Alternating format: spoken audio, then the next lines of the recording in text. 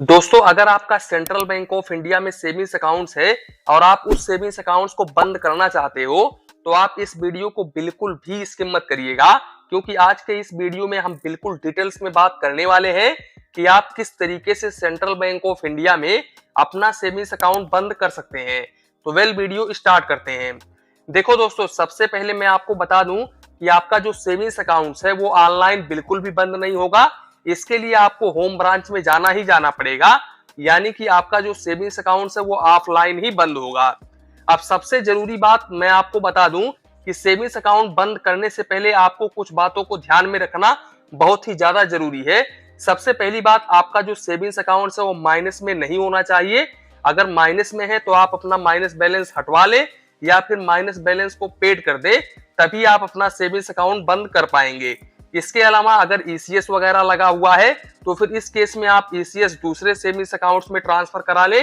साथ ही साथ अगर आपने एसआईपी में इन्वेस्ट वगैरह कर रखा है तो आप यहाँ पर सारा का सारा पैसा निकाल ले और दूसरे सेविंग्स अकाउंट्स के माध्यम से आप एसआईपी शुरू करें। नहीं तो फिर जब आपका सेविंग्स अकाउंट बंद हो जाएगा तो फिर आपको परेशानी होगी, जाना पड़ेगा, आपको सेविंग्स अकाउंट चेंज करना पड़ेगा, तो काफी ज्यादा मगजमारी होगा। इसके अलावा अगर आपने किसी को चेक दिया हुआ है और उस चेक का पेमेंट होना अभी बाकी है तो उस चेक का पेमेंट हो जाने दें, तभी आप अपना सेविंग्स अकाउंट बंद करें, नहीं तो आप बहुत ही बुरी तरीके से फंस सकते हो। यानी कि आप सिंपल भाषा में समझो कि आपका जो सेविंग्स अकाउंट है वो एकदम क्लियर होना चाहिए, किसी भी प्रकार का कोई भी प्रॉब्लम नहीं होनी चाहिए, तभी आप अपना सेविंग्स अकाउंट बंद करवा पाएंगे। अब देखो, सेविंग्स अकाउंट्स में अगर आपके कोई बैलेंस है तो फिर इस केस में आप सारा का सारा बैलेंस निकाल लो। अब देखो, अकाउंट बंद करने के लिए आपको अपने होम ब्रांच में जाना पड़ेगा। अब देखो, सबसे जरूरी बात मैं आपको बता दूं, सेविंग्स अकाउंट बंद करते समय आपको कुछ चार्जेस भी देना पड़ता है। अब चार्जेस कितना देना पड़ता है तो देखो, यहाँ पर सेविंग्स अकाउंट ओपन होने के 14 दिन के अंदर या फिर 1 साल के बाद में अपना सेविंग्स अकाउंट बंद करवाते हो तो फिर ये बिल्कुल फ्री ऑफ कॉस्ट होता है। लेकिन अगर आप सेविंग्स अकाउंट ओपन होने के 14 दिन के बाद में और 1 साल के अंदर अपना सेविंग्स अकाउंट बंद करवाते हो तो फिर इस केस में आपको 300 रुपए प्लस जीएसटी चार्जेस देना पड़ता है। तो यहाँ पर आपका 300 रुपए प्लस जीएसटी डेबिट होगा अगर सेविंग्स अकाउंट ओपन हुआ है और 14 दिन के बाद में, यानी कि ओपन होने के बाद 14 दिन के बाद में और 1 साल के अंदर बंद करवाते हो तो आपका 300 रुपए प्लस जीएसटी डेबिट होगा। अदरवाइज आपका कोई भी चार्जेस डेबिट नहीं होगा अगर आप 1 साल के बाद में अपना सेविंग्स अकाउंट बंद करवाते हो तो। इसके अलावा यहाँ पर अकाउंट क्लोजर एक फॉर्म आता है जिसका मैं लिंक डिस्क्रिप्शन बॉक्स में डाल दूंगा, या फिर आप गूगल में डायरेक्टली सर्च कर सकते हैं central bank of India savings account closure form, तो आपको मिल जाएगा। पहले ही वेबसाइट पर आपको देखने को मिल जाएगा, आप डाउनलोड करके भर लेना। अब देखो, आपको पूरा क्लोजर फॉर्म भरना है। तीसरी बात, आपका यहाँ पर आधार कार्ड का फोटो कॉपी और पैन कार्ड का फोटो कॉपी लगने वाला है।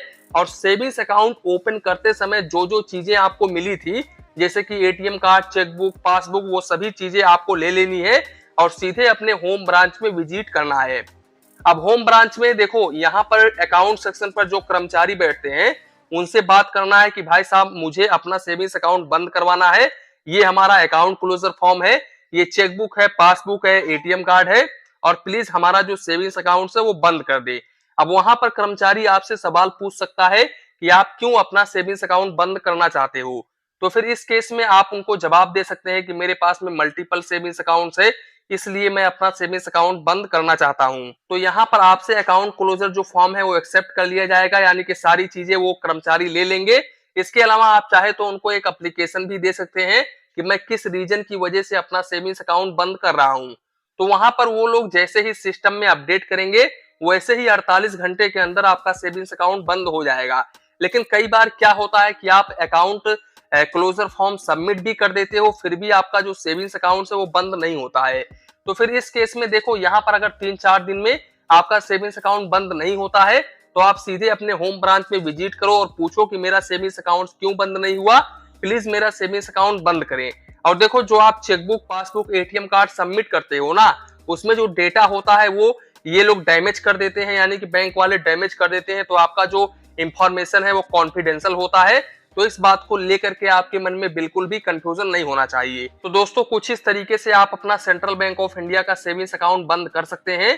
तो कुल मिलाकर के यही था वीडियो। ये वीडियो ओनली एजुकेशन पर्पस बनाया गया है।